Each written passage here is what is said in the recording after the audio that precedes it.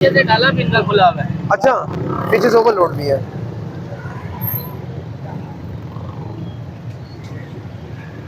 ये ओवरलोड भी है।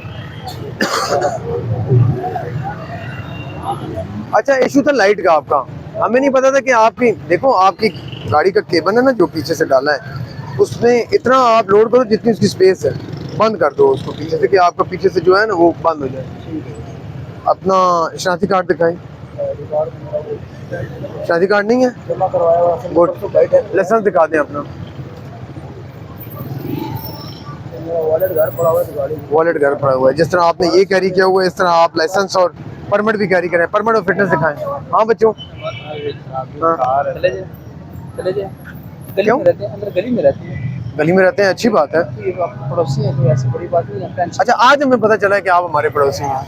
आपको पड़ोसी होने की वजह से नहीं रोका, आपको ये बच्चा चला रहा है ना, इस वजह से रोका है जी। आप भी बच्चे ही हो, आप भी कोई, आपकी तरह इसकी भी उम्र कम है। कोई एक बंदा अपना शादी कार्ड दे दे। 9/10/2025 फिटनेस इसकी पासिंग